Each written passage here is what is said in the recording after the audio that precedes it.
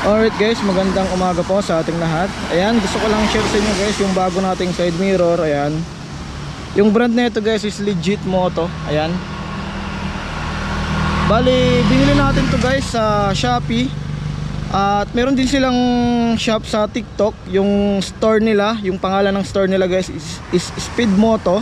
Parehas yan, Speed Moto. Sa Shopee ata Speed Moto Motor Parts, at sa TikTok is Speed Moto lang. So binili natin to guys sa halagang 300 pesos. Wala pa tong 200 guys. Mabot lang siya ng 300 kasi kasama na dun yung shipping. So sa TikTok guys, sa mga hindi nakakaalam, is trending to sa TikTok. Ewan ko kung nakikita nyo tong mga ganitong side mirror, yung Speed Moto, yung chrome stem. Trending to sa TikTok, tsaka 35,000 sold na to. So isipin nyo naman yung guys, 35,000 sold. Hindi siya talaga gugustuhin ng mga tao kung hindi siya abot ng ng 35,000 sold. Okay, so ayan, ganyan yung tsura niya guys sa harapan. Pag sa side view naman guys is ganito, diba? Pag dito naman po, ayan, yung nagustuhan ko lang dito guys sa side mirror na to guys is nagmukhang classic yung motor natin.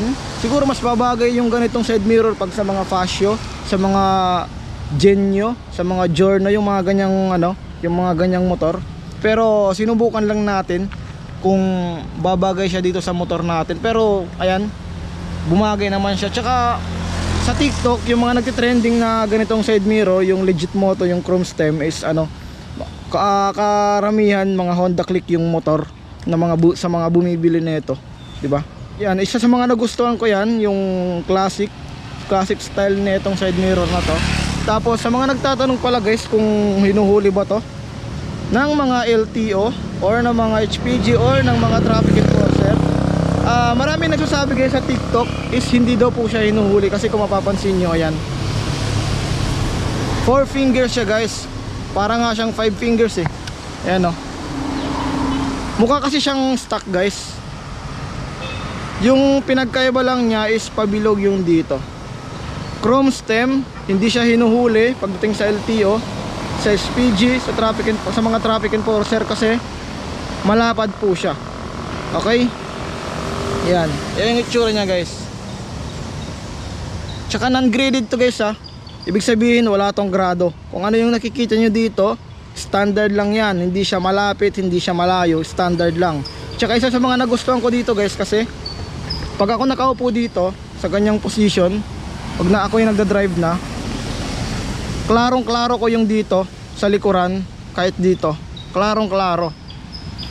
Yan yung pinaka-importante natin kung bakit tayo maglalagay ng side mirror. Importante yan, kailangan klaro talaga yung dito sa likuran natin. Hindi lang yung bastang design lang, hindi lang basta forma lang tapos hindi naman klaro. Kasi depende yan sa sa purpose mo eh. Kung design lang, kung forma lang, ayun yung mga nandito, yung mga bar end, yung mga nandito sa baba, yung mga nandito. Yung dito siguro mas okay pa, pero yung dito sa baba medyo mahirap yan kasi tatakpan ng kamay mo. Ganon din dito sa kanan pag nakaganan ka, diba? Sipin mo yan, nandito yung side mirror mo. So isa yan sa mga nagustuhan ko dito guys sa side mirror na to. Klarong klaro pagdating sa likodan, kanan, tsaka kaliwa. Tsaka chrome stem to guys ha. Marami nagsasabi guys na itong side mirror na to is hindi daw to kinakalawang. Ayun yung sabi sa TikTok, ayun yung mga feedback nila. Pero ako, dun sa part na yon, di pa ako maniniwala kasi di pa naman tayo mismo yung nakakasaksi sa ganong sa ganong paniniwala. Pero i-update ko kayo guys kung hindi ba talaga to kinakalawang or kung kinakalawang ba to. Pero sa mga feedback sa TikTok, dahil trending to, sabi nila hindi daw to kinakalawang tong chrome stem na to. Tsaka isa sa mga nagustuhan ko guys, ang kumbaga sakto lang yung haba niya dito eh. Yung tipong parang talaga eh, klarong-klaro mo talaga dito sa likodan eh. Klarong-klaro kahit ikay matangkad, kahit ikay mababa, basta ilagay mo lang ng maayos yung side mirror mo, ilapat mo lang ng maayos dito. Klarong-klaro, hindi kagaya ng mga ibang side mirror. Yung yung tawag nito, yung Street King natin, tinanggal muna natin yun kasi hindi ko masyado klaro kahit nakapahaba na yung naka-extend na yung side mirror niya eh.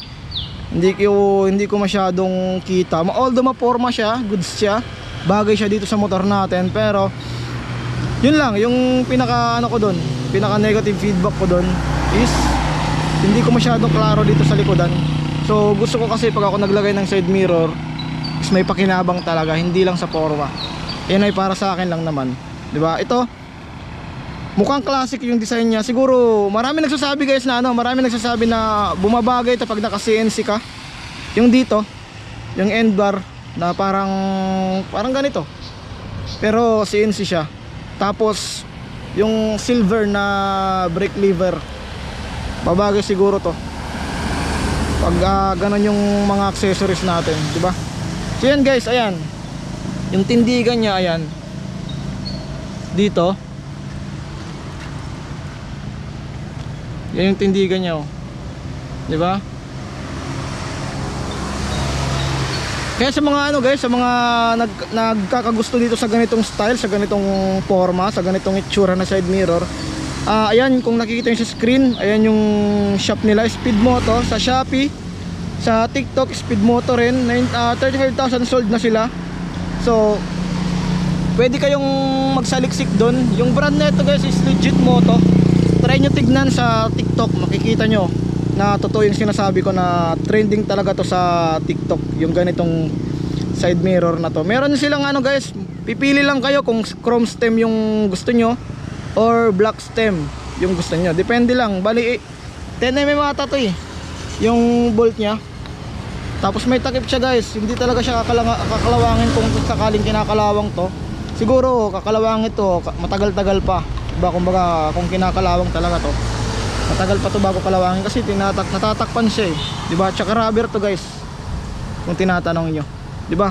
Bali, yung ganitong side mirror guys, meron silang pang Honda, meron silang pang Yamaha, meron din silang pang Suzuki, pero hindi ganito. Yung stock sa Raider 150, ganun yung ano nila, ganun yung side mirror nila. Meron silang stock sa Raider 150, pero hindi siya chrome stem, black stem siya. Pero yung ganito nya, pang Raider 150 guys, di ba?